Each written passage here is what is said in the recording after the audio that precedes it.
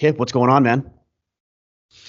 Not much. It's an early morning for us. For the It is early. YouTubers, they'll be like, what's going on with these guys' cameras? A little dark. Yeah, it's a little darker than it normally. It's amazing to me how dark it gets so early. I think my wife and I and kids were out yesterday at it's around 4:30, and it was Really? starting to get dark. It gets dark early up here. Yeah, Yeah, you I might as well remember be that. moved to Alaska or something. That's some Yeah, like the crazy last windows. outpost essentially. Yeah, no, I when we were here last year, we came out in December of last year. My wife and I, it was our first visit to Maine. It was my second visit to Maine, and that's when we put an offer in on our property. And I had met with Travis Mills, who I had on the podcast, Yeah. and we went in there. It must have been 1 o'clock or so, somewhere in there.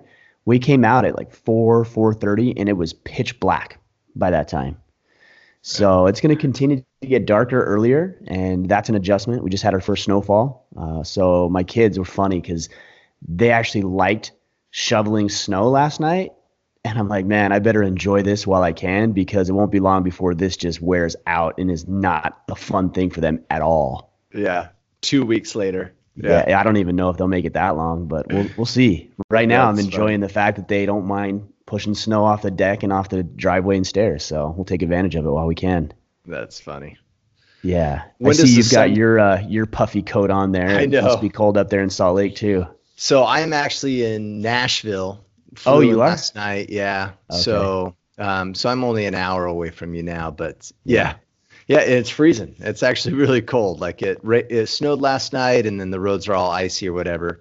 Yeah. Talking about the way things look, so I may wince a little bit. I popped a rib out Ooh. last week, and so no, you can't be as funny as you normally are, Ryan, because laughing hurts. So No, maybe, I'll try to refrain from telling jokes and making you laugh too hard yeah, yeah, because that's what maybe everybody knows me for. maybe try to be a little bit more serious and Yeah. straightforward, and joking around Fair enough. Fair enough. as Well, I hey man, I was. know you're on a time crunch here and a deadline, so let's just jump into it as quickly as we can. I know we've got a lot of questions from our Facebook group, and we want to answer those to the best of our ability and get to as many as possible. Yeah. So, guys, if you're listening for the first time, that's exactly what we're doing. We're fielding questions from you. It's our goal to give you the best answers that we can, make up what we need to, and that's a joke, by the way, Kit. You're supposed to laugh at that one. I'm not laughing. I told you I have a hurt rib. So And if we don't know the answer, in all seriousness, if we don't know the answer, we'll let you know we don't know the answer. We don't have this all figured out. We're on the path the same as you. So yeah, let's get after it this morning. I love it. All right. So these guys are from Facebook. To join us there, facebook.com/group/order of man. Our first question, Brandon Stoll. Have you ever thought about and I laughed at this at first when I first read it. Have you ever thought about doing a video podcast? And I'm thinking, We thought about it once and then we nixed it. And yeah. yeah, and we're on YouTube. However, he's talking about a different technology. He says, I know there are YouTube channels, but it would be nice to watch the video on the Apple Podcast app. So maybe there's a little bit of a something different on Maybe. the I Apple don't. Podcast. Yeah. I think there is. Quite honestly, I don't know enough about it to give you an intelligent answer on that. But yeah, I think there are video podcasts via Apple. So maybe that's something that we'll look into. But as of right now, audio on Apple and other podcasting platforms, and then video via YouTube. So make sure you subscribe to YouTube. We're at I want to say 89,000 subscribers Yeah. right now, I think it's just under 89. 90,000. It's crazy. It's been blowing up. It's awesome. Yeah. I hit Uh, refresh every about 5 minutes, and I think it was 89 just, 4 minutes ago. Thank you. Thank you. So it must be 89,001 right now. Yeah. Yeah. Anyways, guys, go subscribe over there, youtube.com/order of man if you want to watch the video. That's where it is for now, but potentially we'll look into video on Apple podcast. Okay. Tyler Cross, what capacity do you serve in the community or local organizations? I have actually not done a whole lot, frankly speaking, within our community up to this point, with me just getting settled in. In the past, I was very, very involved with some young men through our church, and I was involved with the 14 to 16-year-old boys in our area, and I loved it. I really, really enjoyed doing that. It was fulfilling for me. I felt like it was good for them. It was rewarding and uplifting, and it was very much in alignment with what we're doing here with Order of Man. So I enjoyed that. I see myself getting involved in that again. I also see myself getting involved in coaching sports again. I didn't coach my oldest son's football team. They had everything lined out and set up, so I let that take care of itself. Of course, I went to every game. I think I did miss one, which I wasn't happy about. But yeah, that's where we'll go. Somebody was asking me the other day about politics and local politics, and I try to keep my thumb on the pulse, although I'm not real excited about getting into any sort of politics, even at the city council level, all the way up. It's just nasty. I don't want to pretend that I like people. I'm not really interested in playing that game. It just doesn't seem like something that's very exciting to me. And I feel like I can have a greater impact via this movement and coaching and being involved that way. Yeah. Are you going to coach baseball in the spring? Probably. Yeah, I would like to. Yeah. I think my wheelhouse would be football and baseball. I didn't play basketball. I got cut from my basketball team when I was a freshman, so I don't really know much about that at all. I've been thinking about wanting to get a jiu-jitsu class together for kids in the community, but I don't know. Maybe you have some insight on this. I'm a white belt. I don't know if I'm in the position to be able to do that, or if that's disrespectful or disingenuous. I don't know. What's your thoughts with that? Yeah, that's a really interesting question. I have a good friend. He started his school when he was a blue belt, I believe. Is that right? Yeah. And he's a black belt now, and he obviously does it for the love of the art. There's Right. there's some thoughts, I think, in the community that you should be a little bit higher up, but I think the only thing that would limit you is people's perception of like, oh, who's this guy? But if you're volunteering your time, it's like, well, what are they going to complain about it anyway? Right. You know what I mean? And if anybody does complain, it's like, cool, come join me, help me. Yeah. And most people that are like, I don't know, it's funny like how that is, right? Like when you teach kids classes, even at our school, it's like, I'm assuming almost all our white belts and blue belts could teach those kids really well. Oh, But for sure. the parents are going to judge the quality of the teaching because of the color of the belt around that guy's waist, whether they're teaching blue belt or white belt techniques or Right. not, right? Right. It's Yeah. more about the perception, I think, than anything. But I think there's value. I in my neighborhood, I've done that like self-defense stuff for the young men all the time. That's kind of like, you know what I mean? The one thing I get called upon to do, and it's Yeah. fun. I love it. I like it. I'd much rather work with the young men than grown men. Like, I don't want to spend time with adults. I want to hang out with the kids and have fun and teach them and guide them and instruct and lead and do all the things that we know how to do. Yeah. Yeah. Way more palpable, or, you know what I mean? Humble enough to actually consider what's being taught as well. Yeah, well, I don't know. That's a challenge sometimes too. When you get 14 and 16-year-old boys, they think they know it all. It's like sometimes you just have to kind of say, shut up, sit down, listen, pay attention. I know you may think you know everything. I know you think I'm an idiot, but I've got a few more things figured out than you. But those challenges are rewarding for me as well. So I really like working with the young men in the community. Yeah. All right. Michael Riviera, in your opinion, of course, does watching porn affect manhood? Does it make you more or less a man? That's an interesting question. Yeah. The way it's Yeah, worded. I do think it affects manhood, because at its most fundamental level, you've just become a cuck. Yeah. Like you're watching another dude have sex with an attractive woman. So you should be working on that yourself with your wife, not watching other guys perform those acts. And I think it paints an unrealistic and potentially damaging view of sex and intimacy with a woman that you care about and are connected to. Yeah. So I don't have all the research. I don't know all the research, but I know porn is a big problem. I know it's a big issue, and I do believe it affects your masculinity, and I do believe you put yourself in a dangerous situation and a dangerous path too, because I think pornography can open the doors and lead to physical temptation with another woman, whether it's a secretary or some other woman who shows you a little bit of attention, and threaten the commitments and bonds that you've made with your spouse. So I would just say work towards being more intimate and adventurous. And here's the thing about marriage. I've been married for 15 years now. I mean, let's be honest. Sometimes it gets a little monotonous, right? And it gets a little mundane. And I'm talking about under the sheets department. So I think it's healthy to have conversations with your spouse and talk about maybe being a little bit more adventurous or spontaneous or trying some new things. Like there's nothing wrong with that. But I think if you do it in the parameters that you and her have set, you're going to be much more fulfilled. It's going to be much more healthy. And you're not going to relinquish any of that masculinity by watching another dude bang a woman. Like I don't think that's a healthy practice. Yeah. Well, I think the general thought process, if you look at James Allen, right, as a man thinketh, like what you think about affects you, period. Definitely. Yeah. So if we just look at this from a very simple, logical perspective, does pornography affect? Yeah, it does. What are you thinking about?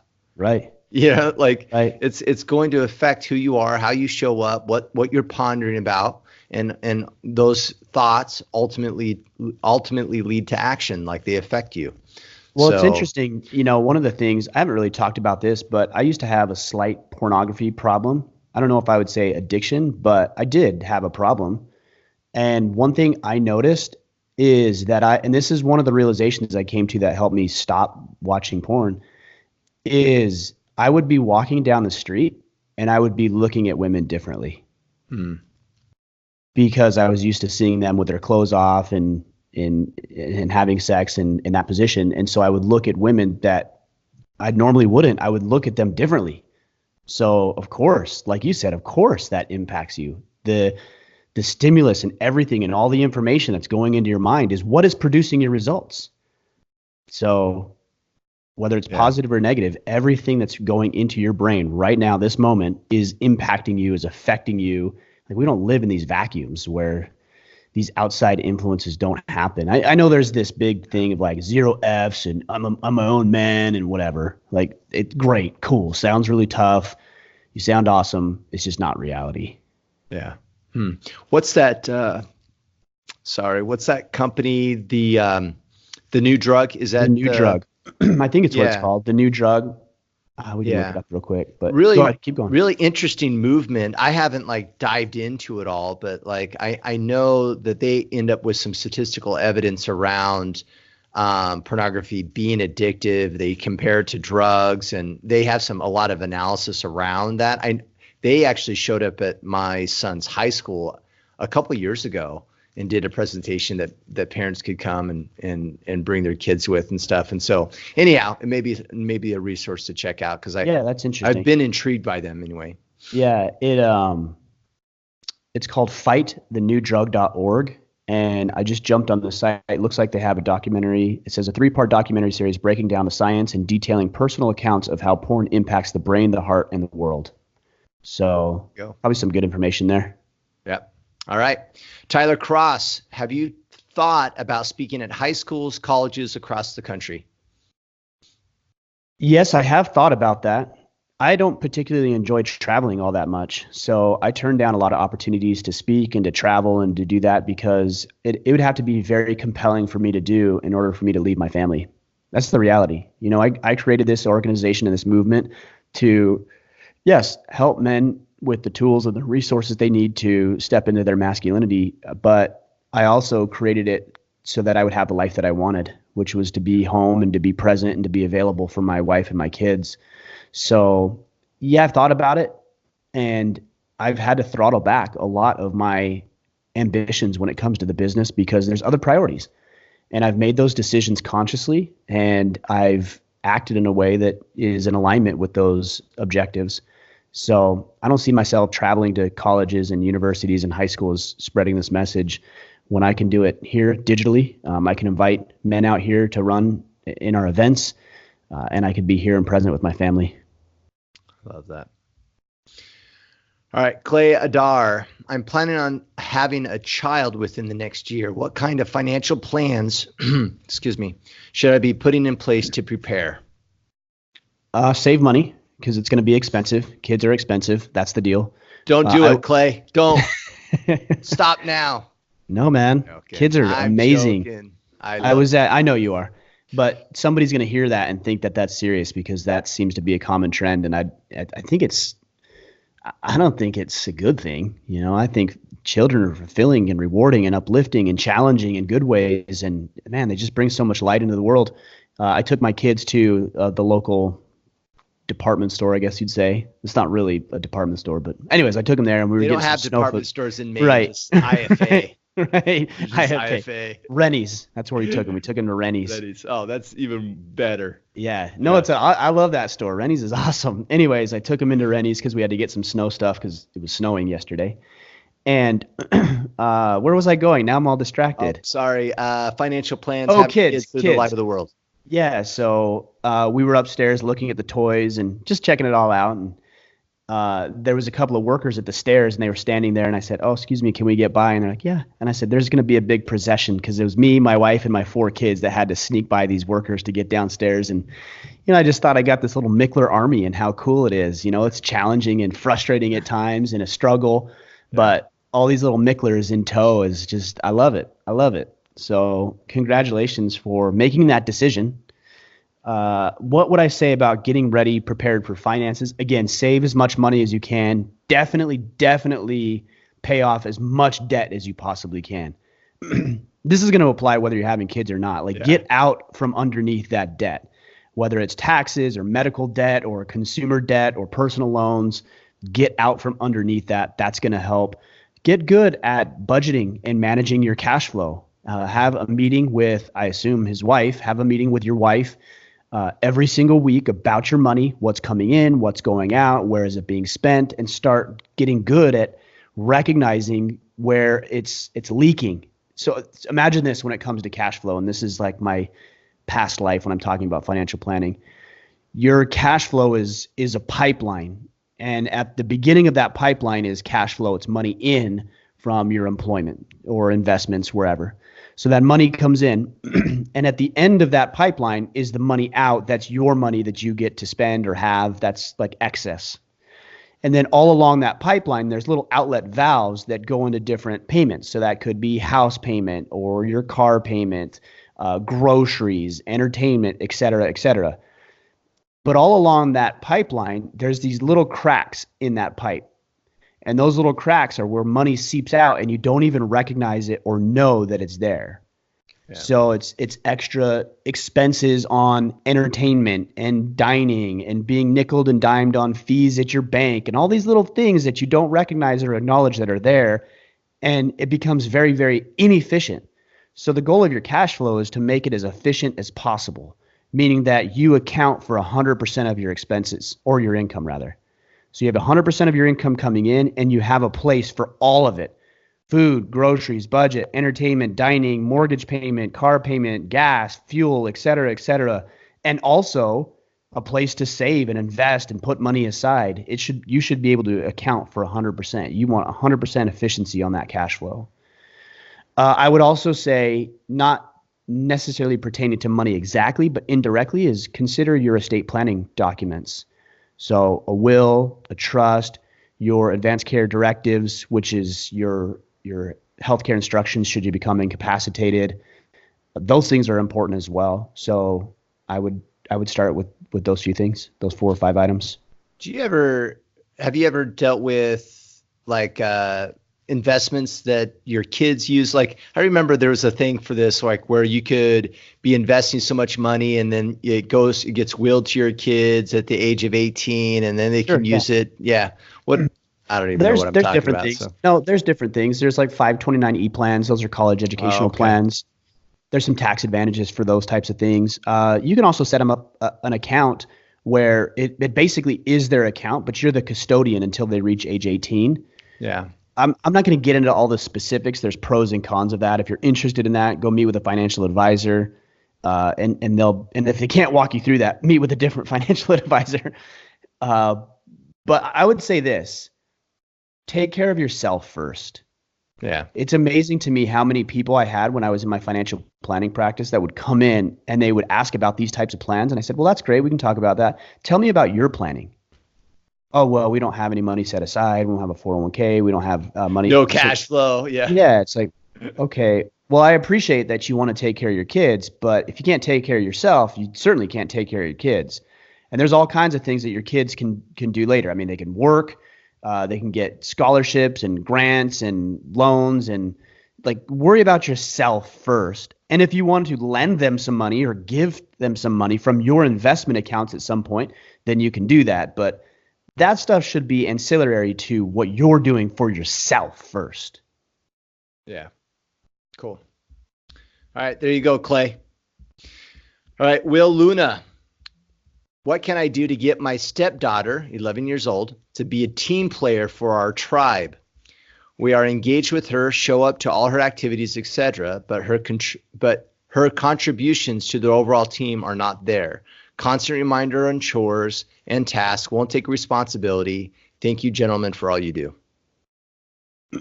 I would say, without knowing too much about the situation, that you probably ought to give her additional responsibility. Give her something to be in charge of. And Some you know what? ownership. She's gonna and she's gonna fail. And when she fails, let her experience the full weight of the consequences of failing. Don't save her. Because if you save her, then it teaches her that she doesn't have to take responsibility. Is this a team? Is this a sports team? Did I misunderstand what this is? No, he didn't say, did he? No, I mean, no, I think it's his stepdaughter, and he's referencing their family, I'm assuming, as their tribe, right? And so she's not being a team player in that tribe. Right. So if she can't make her clean her room, or make her bed, then she doesn't sleep on the bed. like there has to be consequences. And I know there's people who hear that and think, oh, that's harsh. Yeah. It's also okay that a child sleeps on the floor. Like, I went to bed hungry a few nights because I was being a jerk at dinner, and my mom excused me from the table because I wasn't being a contributing member of the family. And so I went to bed hungry. Did I starve? No. Yeah. But I went to bed hungry, and I learned, and it was still a choice. Right? People fail to realize, like, oh, how harsh, you make them sleep on the floor. No, they chose. Right. There was as a long choice as you being clearly made. outline those expectations, right? Yeah. So I think when it comes to a family or a team or a tribe, like this gentleman is saying, that you give that individual responsibility and ownership, like you had said. You clearly outline the expectations and the consequences of failing to meet those expectations, and then you have to uphold them. That's the hardest part. You have to uphold the expectation and the standard, and tie the consequence to the action itself or the inaction, so that they realize, oh, if I don't make my bed, I don't get to sleep in it. If I'm a jerk at the dinner table, then I don't get to engage with the family. It's got to be uncomfortable for them. The pain of the consequence has to be greater than the struggle of doing the thing you're asking them to do. Yeah. I really haven't dealt with this too much. It might just be the age of my children, because I've got an 11-year-old just like he does. So 11, 8, 6, and 9, almost 9, 6, and 3. And I haven't really had a problem with that. I'm trying to decide if it's a personality thing. It definitely is with my 11-year-old. He's very agreeable. Yeah, I was going to say, I think it might show up maybe, I think for Brecken, he might be a little bit more easy sailing. Yes. You know what I mean? At first, and your first teenager will be your second son. Yeah, second, or my daughter. Yeah. And definitely my fourth, my son, he's wild. So it might be a combination of their personality and how we raise them. Yeah. You know, like there's choices and there's consequences for your action or inaction, and you get to deal with them, not me. They're not my consequences. Yeah. Tyler Cross, have you considered or already gotten concealed carry insurance? No, I haven't considered it. I know that's available. I actually just heard this on the radio not too long ago. I didn't really know about it until then. I didn't even know about it until I just read that question. I mean, there's insurance for everything, right? I mean, you got to be careful, because a lot of these types of insurances, you're just paying into their coffers and nothing ever comes of it. I would really another leak in that pipe. Yeah, for sure. Yeah. I would really, really research that before I ever considered that or looked into that. The better thing to do is know the firearms rules and regulations of your state and follow those. Like, that's the better thing to do. Yeah, you still might find yourself in a situation, but as far as you've done things legally and done everything the state requires, then you're good. But I believe there should be a constitutional carry throughout the United States. I believe that it's ingrained into who we are as a country. It's in our Constitution, for crying out loud. And we all ought to be able to protect ourselves and defend ourselves with firearms should that situation arise. Just be careful. Just follow the rules and make good choices. Train yourself well so you can make good choices, and hopefully you don't find yourself in that situation for many different reasons. Yeah. David Palma, what do you do when you feel you have played all your cards in your deck to provide for your family, but nothing has come out of it? This goes beyond sticking to something or seeing something through. I went to med school, and it's still in my ultimate goal to be a doctor. I have one more board exam to enter residency, but I've had some health complications that have not allowed me to take or pass the last exam. So I have tried different avenues to make some money for my family while I get this exam out of the way. A foreign medical degree isn't worth much if you aren't licensed. I'm fully confident that I'll make this career happen. It's just a matter of time. Well, I think you have the right attitude. I mean, he's saying that he's fully confident he's going to make it happen. It's just a matter of time. Sounds like there's some health complications that have come up, and I feel for that for sure. I can see how that would make things an issue. You're just in a season, and that season is just lasting a little longer than you would have hoped. So keep your head down, keep your eye on the prize, adjust where necessary, and just keep going. Like, you're going to get through it. If you stop, you won't. And at first when he said, what do you do when you feel like you've played all the cards in your hand, I would say get a new deck of cards. Like, we're not bound or fixed into this one path. And if this doesn't work out, let's just hypothetically assume for a second that the licensing and exam just doesn't work out, and you literally have tried everything that you can and know how to do. It's not the end of the world. It's really not. There's so many different avenues and routes and different things that you can do and take. And it may seem like that because you've had this lifelong ambition, but it's not the end of the world. I don't want to focus on that, though. I want to focus on you maintaining the course, you doing what needs to be done. Yeah, it's taking longer because sometimes we have faulty expectations, and other times things come up. You have a medical thing that you're dealing with. All right, adapt. This is life. And it's not going to be the last hurdle that comes up in your life. You're going to have hurdles thrown at you all the time. That is part of life. And what I've recognized and acknowledged is that the hurdles, as difficult as they are and as a little I want them, I don't want those hurdles necessarily. I have learned to, in a way, appreciate the fact that it's just helping me be better for something that's yet to come. Consider that for a second. Consider that if and when you overcome this obstacle, that you have just been prepared and hardened and strengthened for bigger and better things.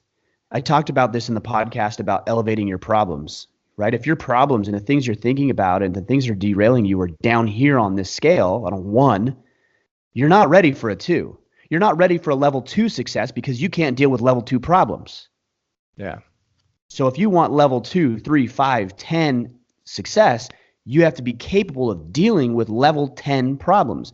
And right now you're not, because you've got a problem that's derailing you or that's keeping you back. When you overcome that, you've proved to God or the universe or yourself or whatever you choose to use that you are capable of handling greater problems, therefore achieving greater success. They go hand in hand. You can't have the success without the corresponding problem.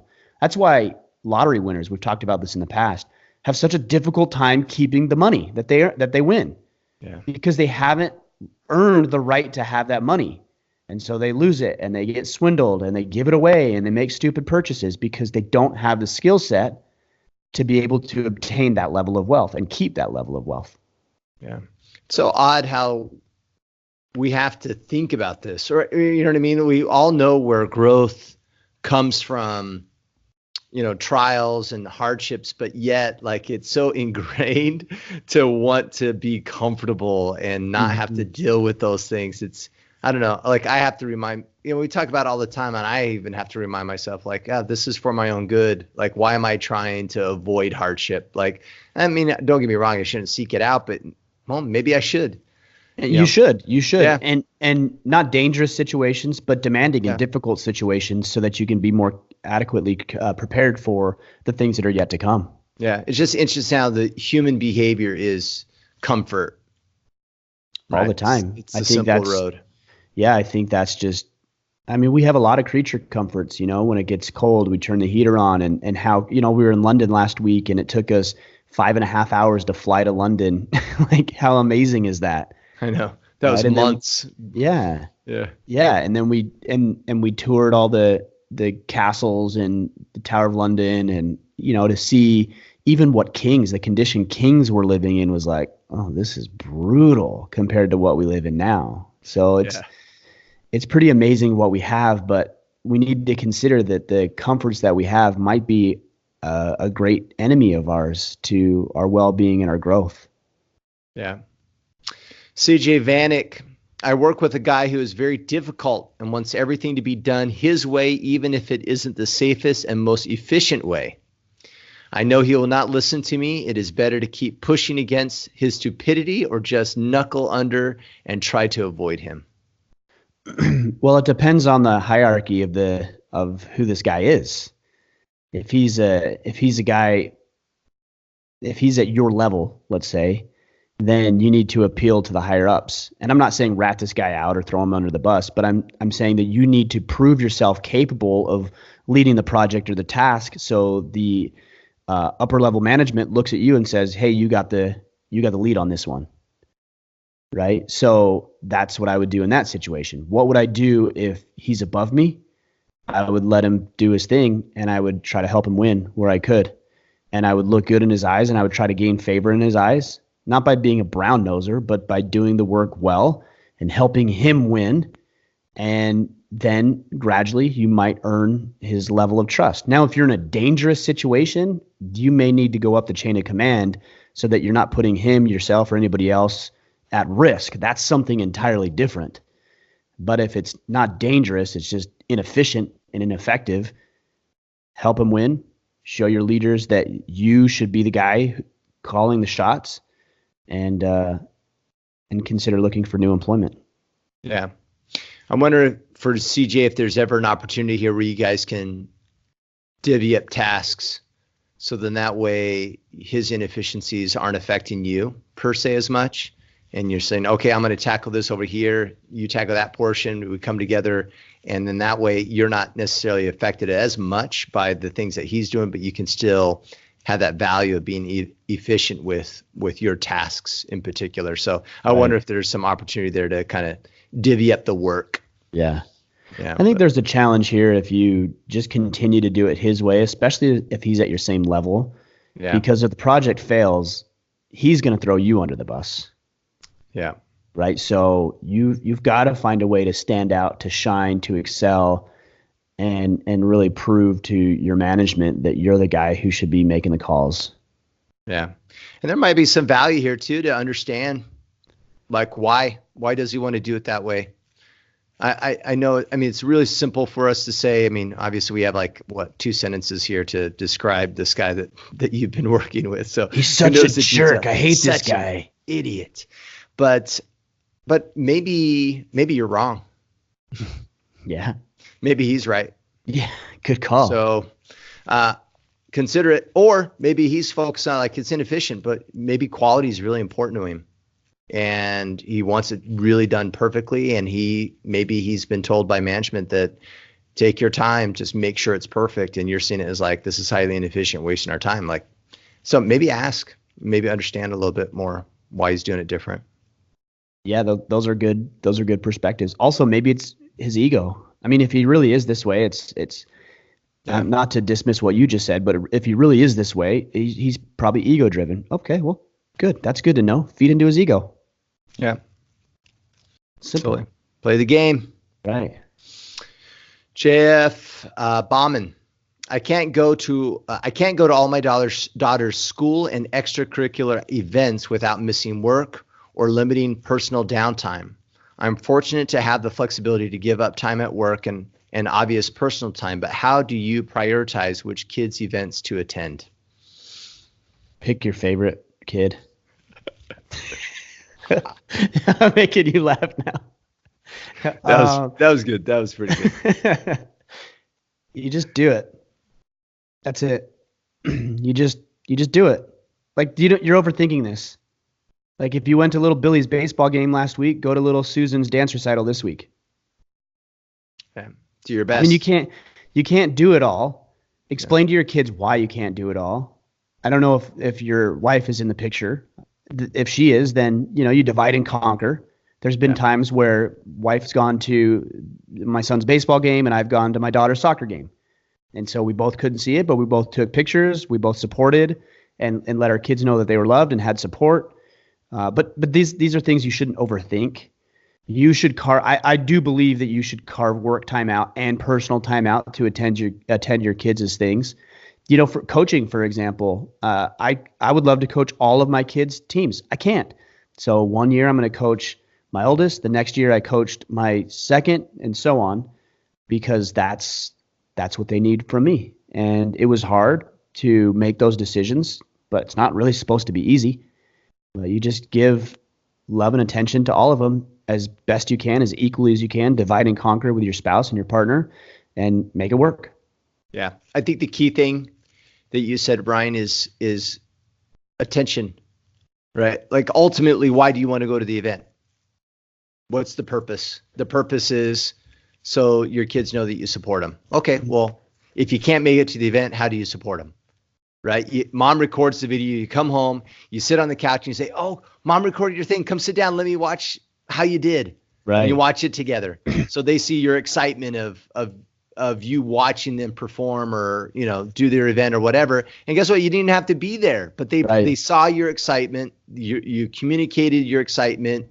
You like you said, set expectation that you couldn't make it, but you really wanted to be there and watch the event with them sitting on the couch. You just accomplished the same thing.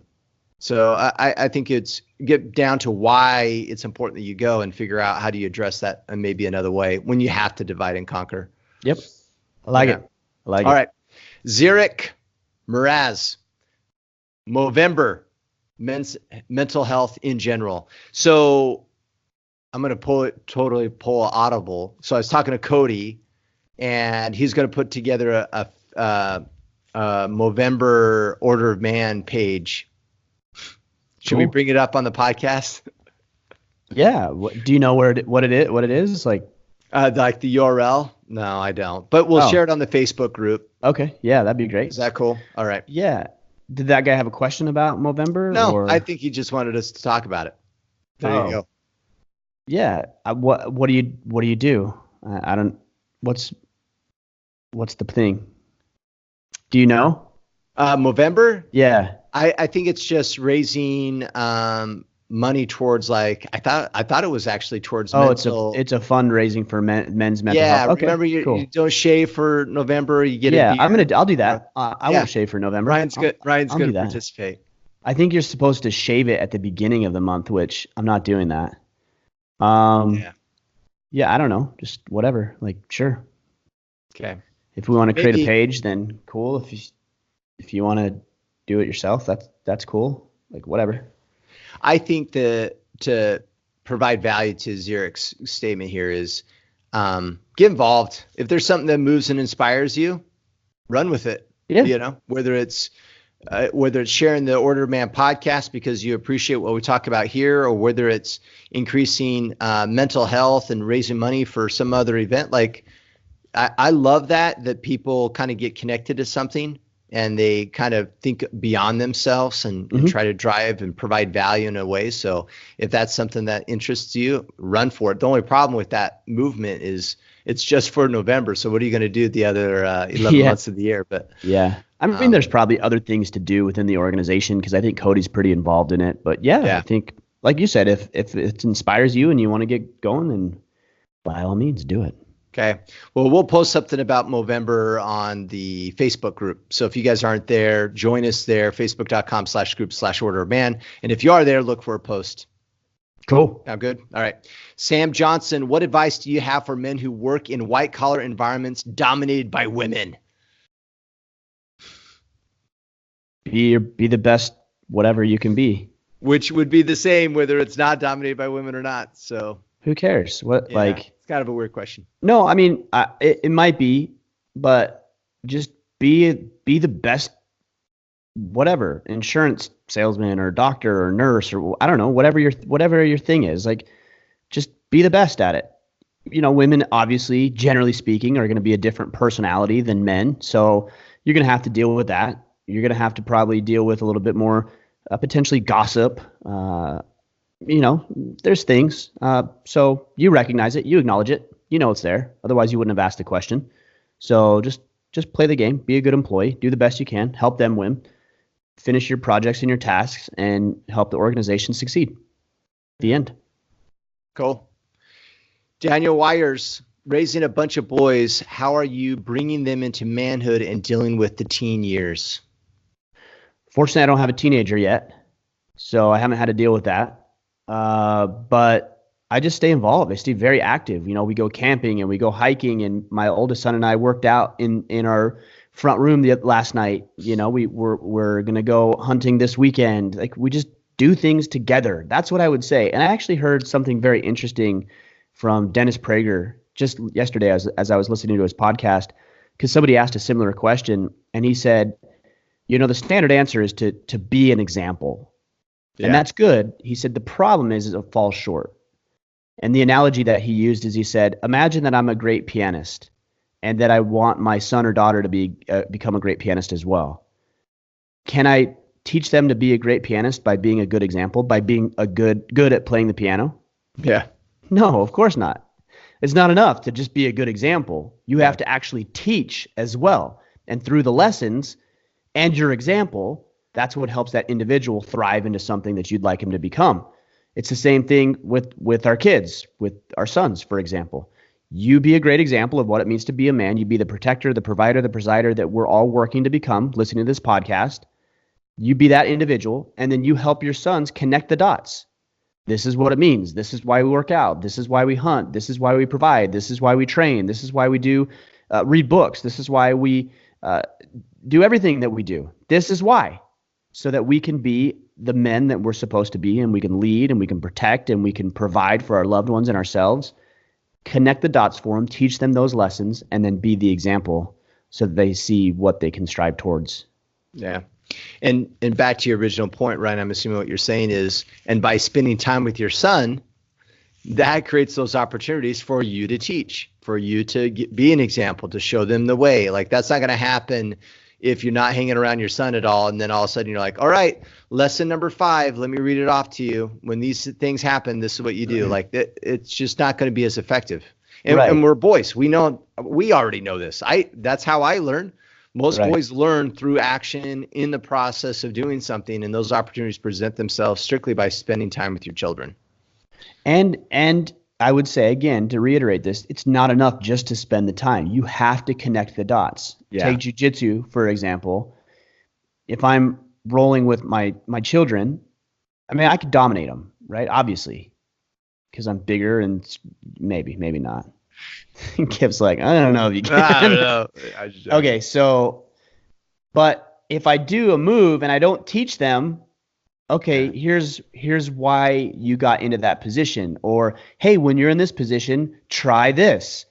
If I don't pause and explain the process and the steps, they're just going to get beat up. And that's not the objective. Yeah. The objective isn't just to beat them up, it's to teach them. So you got to pause and you got to stop. This came down to a question, I think, a couple of weeks ago when somebody was talking about, do you ever let your kids win when you're playing with them? It's not about winning and losing. I know that I can beat my son in basketball. Like, beating him, and if that's my sole purpose, would just be like an ego thing. And that's stupid, because I don't know how you can develop and build an ego beating an 11-year-old boy at basketball. But guys do it. That's not the objective.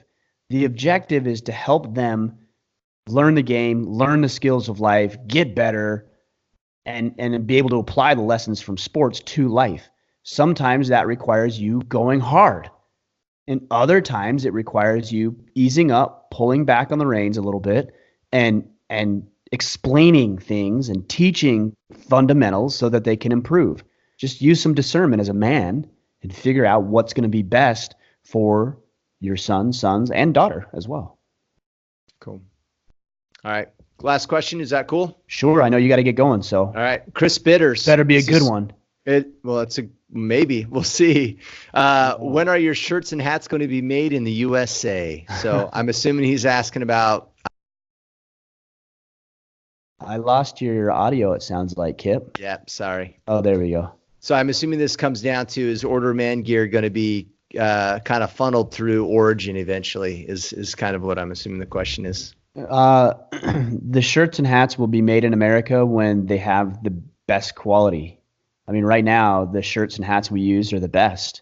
We get so many compliments on our shirts and hats. And so they're printed in America. They're sewn in America. But I want it to be the best. So when Origin or whoever else makes like the best shirt, and they are, I've talked to them, they're in the process of that right now, then that's who we're going to use. Cool. That's a good answer. All right, gentlemen, that's a wrap for today. We mentioned this a handful of times. Support the podcast, subscribe, visit us on YouTube. That's youtube.com/Order of Man. And we brought this up a handful of times, and these questions were filtered from the Facebook group. So join us on facebook.com/group/Order of Man. We do still have openings for the Legacy event, June 11th through the 14th, 2020 in Maine. That's for men and young boys between the ages of 8 to 15 years old. You can learn more at orderofman.com/legacy. And of course, you can follow Mr. Michler on Twitter and Instagram at Ryan Michler. That's Michler. Also pronounced Mitchler for some people. You should hear how many people slaughter my name. It's crazy. They announced the roster for football, and so hearing them try to say my last name here for my son as they announced his name, that's crazy. Did they say K, Michler? No, they've never said Michler yet. Okay. They've said Michular, or something. Just weird things. I'm like, really? Like I get Mitchler. I can understand Mitchler. I can see that. Yeah. There's no T in it, but I could still see it. But it is Michler. Thanks, Kip, for confusing this and everybody. Sorry. Yeah. It is what it is. Well, we're gonna make I think we're gonna make a persona of you, of like a hipster feminist guy by the name of Brian Mitchler, maybe. I would like to see that. That'd be funny. Does he have he probably has a beard like me anyways. Probably got probably has a man bun. Yeah, man bun with a trimmed beard. A trimmed beard. Yeah. Perfect. I like it. All right, guys. We'll on that parting note, we'll get going. But hey, I want to let you know I appreciate you. The podcast continues to grow. YouTube is continuing to grow. This movement is just really, really starting to take off. I feel like we're starting to hit some strides here, and it's because of you. We appreciate you being in this battle. We appreciate your desire to become a more capable man and giving us the ability to be able to share these things with you, for better or worse. But we're glad we're all in this together. All right, guys, we'll let you get going until Friday. Yeah, Friday for our Friday Field Notes. Go out there, take action, become the man you are meant to be.